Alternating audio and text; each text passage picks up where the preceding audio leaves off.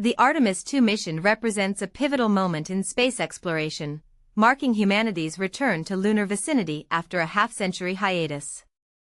This mission, potentially launching as early as February 6, is not simply a symbolic gesture but a crucial step in NASA's broader Artemis program, aimed at establishing a sustainable human presence on the Moon and ultimately utilizing lunar resources for future deep space missions, including Mars.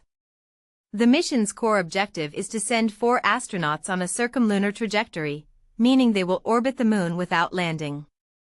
This serves primarily as a test flight for the Orion spacecraft and the Space Launch System (SLS) rocket, the most powerful rocket ever built.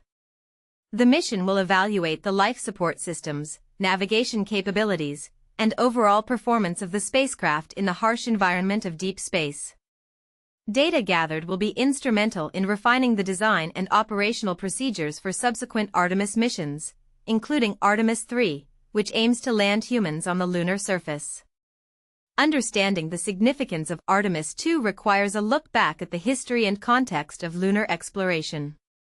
The Apollo program, culminating in the last moon landing in 1972 with Apollo 17, captured the world's imagination but was ultimately driven by Cold War competition with the Soviet Union. With that competition waning and shifting geopolitical priorities, the Apollo program was prematurely ended despite the potential for further scientific discoveries and technological advancements. The intervening decade saw a focus on low Earth orbit activities, such as the Space Shuttle program and the International Space Station. While these endeavors provided invaluable experience in space operations and microgravity research, they lacked the ambitious scope and scientific returns of lunar exploration. The Artemis program represents a paradigm shift.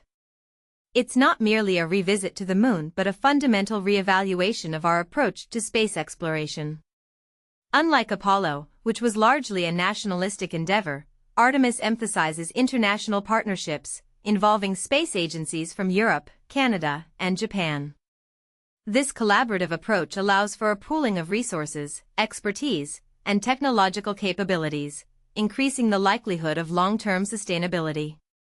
Furthermore, Artemis is driven by scientific and economic objectives. The Moon is not just a destination, it's a resource. Lunar ice deposits hold the potential for producing water, oxygen, and even rocket propellant, which could significantly reduce the cost and complexity of future deep space missions.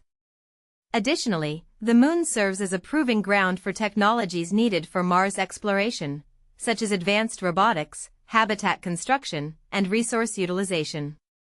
The SLS rocket, the backbone of the Artemis program, is a controversial element. Its development has been plagued by delays and cost overruns, leading to criticism from some who argue that commercially developed rockets like SpaceX's Starship offer a more cost-effective alternative.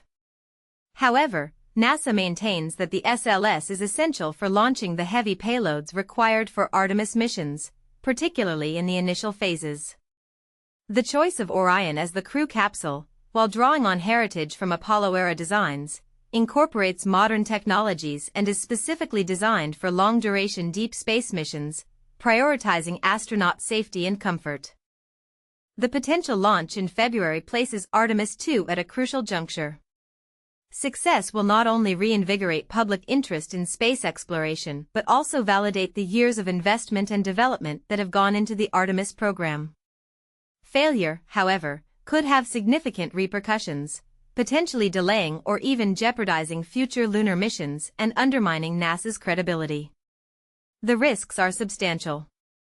The mission will subject the Orion spacecraft to extreme temperatures and radiation levels as it traverses the Van Allen belts and orbits the Moon.